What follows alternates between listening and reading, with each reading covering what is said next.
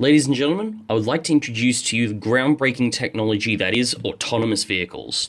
During this presentation, I will not only prove beyond a doubt, using the theory of planned behavior, that this technology will completely disrupt the automotive industry, but also that failure to assimilate this technology would be detrimental to the success of any business. Firstly, how does an autonomous vehicle actually work? Well, an autonomous vehicle actually has many different levels of attributes to it. There are already various levels of automation in modern vehicles. One of the earliest examples of automation in automotives is anti-lock braking, or ABS. Prior to ABS, if brakes were applied and the car was moving at an ample speed or on loose ground, the wheels would lock, increasing the car's stopping distance and increasing the risk of an accident. ABS automatically senses when the wheels lock and allocates the braking pressure to ensure a maximum effectiveness. Another example of vehicle automation is, of course, cruise control, which, when activated, allows a computer to monitor and maintain the car's speed. A more current example of vehicle automation can be found in cars that can park themselves. But, of course, the most exciting part of autonomous vehicles lies at the conclusion of the concept.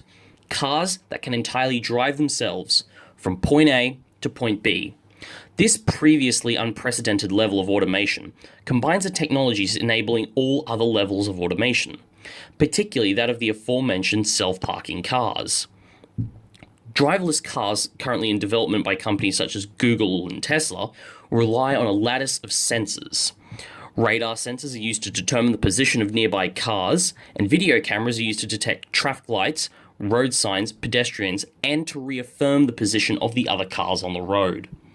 LiDAR sensors are used to map out the road, in addition to ultrasonic sensors for close-range sensing of the roadside.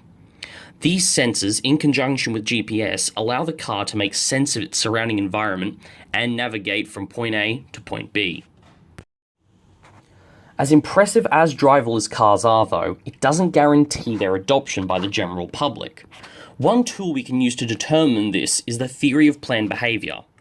According to the theory of planned behavior, an emerging technology's chance of widespread adoption depends on three major factors: attitude towards relevant act or behavior, subjective norm, and perceived behavioral control. The attitude towards the relevant act or behavior is fairly simple, as it is defined as whether the user believes that the technology will ultimately benefit them or not. While sometimes difficult to determine, it would make sense that most consumers would prefer not to drive themselves, as it already takes prolonged concentration, and jobs already exist for the express purpose of driving people places, such as taxi services, chauffeurs, and Uber. So it makes sense that people would perceive a driverless car as useful. The next thing to consider is subjective norm. This concerns how people in the user's social circle might perceive the technology in question. Again, with an emerging technology, it can be difficult to gauge social perception. But apart from some ethical quandaries, there shouldn't really be a problem. That said, ethical problems could get in the way of a positive perception. The first is distrust of machines. In a world with driverless cars, it's worth knowing that you would be entrusting your life to a machine, and some people can't handle that.